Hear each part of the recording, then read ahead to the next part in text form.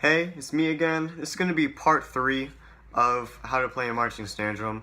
And I noticed today I don't have the sticks or pad in front of me, and that's because when you're learning any instrument, something you need to understand is music, okay? I personally picked drums in 3rd grade because I thought, with drums, I'm not going to have to learn how to read music because I was lazy. And I was very, very wrong, okay? You still have to read how to learn music. You still have to know all the same things that a flute player would does, because we mainly read rhythms, time signatures, all that, and you're going to learn that in just a moment. And so, basically, if you're learning how to play snare drum, you have to develop an understanding of rhythms and how to read rhythms, so that you can translate what you're looking at into your hands, or what you've memorized into your hands. So, what I'm going to be showing you guys is something that I'm going to call the Matt method. It's a tree. Somebody named Matt, a very good guy, he broke it down for me like this a few years ago, and although I already knew it, the way he showed me how the very, very basics of music works is something that I thought would be good to show other people whenever I'm teaching them, because I have taught others before how to do this. So basically what we have, this is really sloppy, is a tree, okay? And these are different types of notes that you play. Now, in a measure, you pick a random pop song, any song you think that's pretty popular. Remember how I said before there's a measure in my past videos? A measure is 4 beats. So let's say you have a beat like this one. Right? I don't know if you guys can hear that. Let's say you have a beat like this one. Okay? A measure would be 1, 2, 3, 4. 1, 2, 3, 4. 1. And that's one measure, right? So every 4 beats is one measure, typically speaking. And that's where time signatures come into play. That's different. We'll get to that later on in the video. But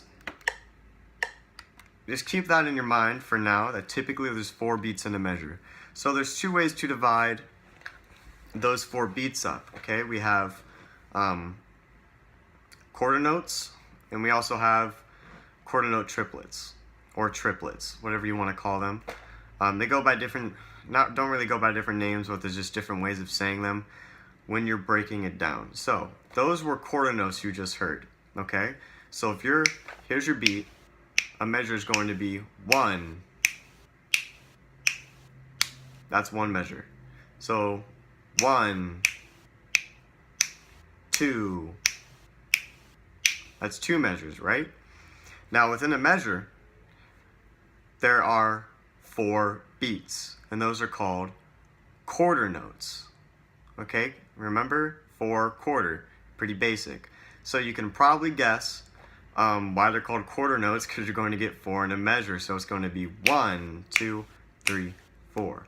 1, 2, 3, 4. That snapping is quarter notes. And quarter notes, this is a whole note, so that represents 4 beats. And these are quarter notes. They may be backwards on camera, and I apologize, but these are quarter notes. This is how they are written. They have 1 flag, okay? They look like this when they're written by themselves. So those are quarter notes. 1, 2, 3, 4. And you can count those out in almost any song that you listen to on the radio, okay? If you can find the beat, most of the time you know where the quarter note is. So next, quarter notes divide into twice as fast. The last exercise we played sounded like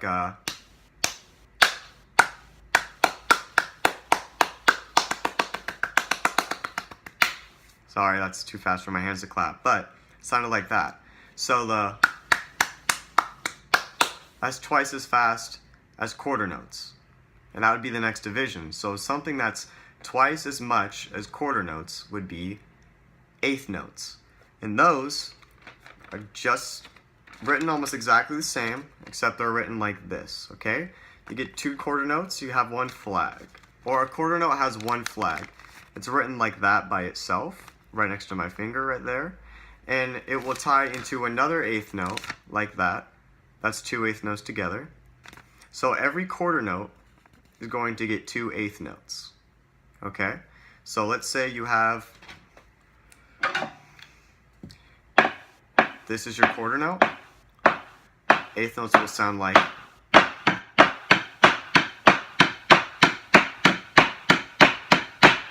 okay? So the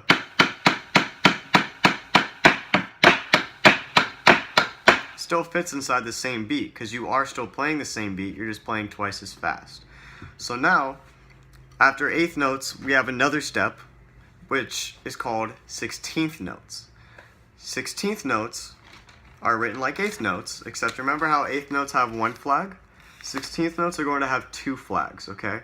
And they are, as you can probably guess, twice as fast as eighth notes. So, going back over the tree, we have your whole note, which divides into 4 quarter notes. Quarter notes divide into eighth notes, and eighth notes divide into 16th notes. Just remember it goes by factors of 4 and then 2. It's pretty simple, actually.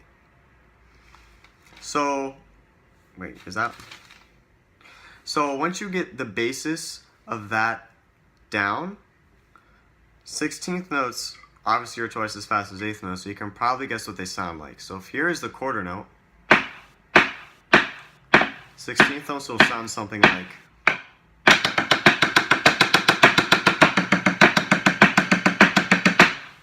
right? So here is eighth notes.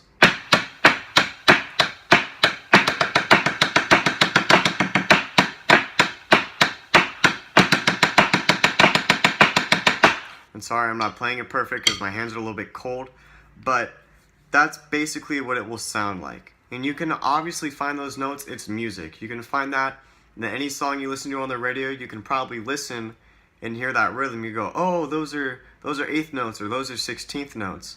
And once you start to recognize those things is when you will start to develop a greater understanding of what snare drumming in itself is.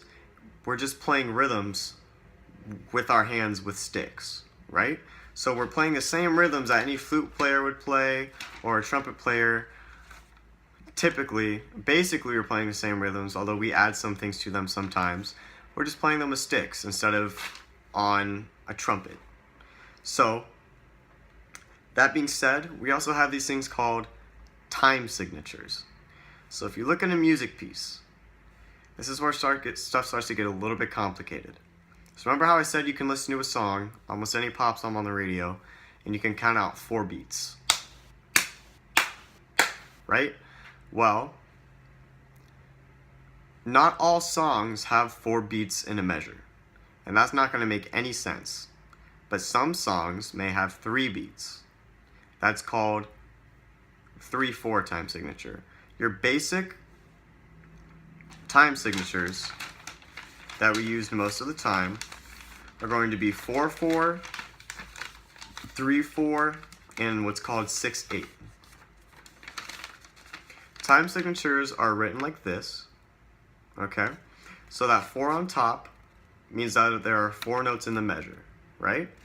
And that 4 on bottom means that the quarter note gets the beat. So the quarter notes are just the basic beat, right? That means 4 quarter notes, that's what the top number means.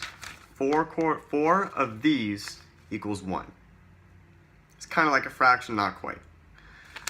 4 quarter notes equals 1 measure. So 1, 2, 3, 4. That was 1 measure in 4/4 time. Most songs are written in 4/4 time.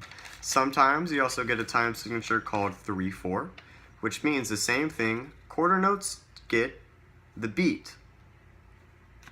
And there are only 3 beats in a measure. So that means every time you hit 3 quarter notes, that's 1 measure. And that'll sound like 1, 2, 3, 1, 2, 3, 1, 2, 3, 1, 2, 3.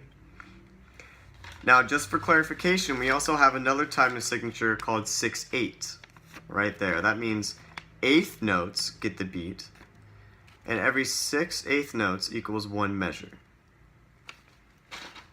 Now, Some of you might be thinking, oh, 6/8 is the same as 3/4, right? It's a fraction. Unfortunately, music is not always like math. 6/8 does not just straight divide into 3/4. 6/8 does sound differently, and I could probably show you guys a better example of 6/8 than one I could play on my hands some other time. But just do know that it does sound different, and just keep those things in mind. So from now on, I'll probably show you guys written out what an exercise will look like, especially if it's more complicated. And those will probably look something like, this is just handwritten, like this, okay? So we have the time signature here, those I just explained, and these are quarter notes and eighth notes, okay? I have sloppy handwriting, please forgive me. But like I said, we have quarter notes and eighth notes, so that would be played 1, 2, 3, 4, 1, 2, 3, 4. And that's how I would play what I just wrote. So, like I said, sorry I say so a lot. Like I said, snare drumming is translating what's written into our hands. Just like a trumpet player would transmit it through their trumpet. We do all the same things other people do, just rhythmically, and we're more rhythmically accurate than most, because this is all we have to focus on right here. So once you understand those basic music concepts, and you can ask me if you have any questions, or there are other people who explain it better than I do. I know that. I will do my best to try to clarify any questions.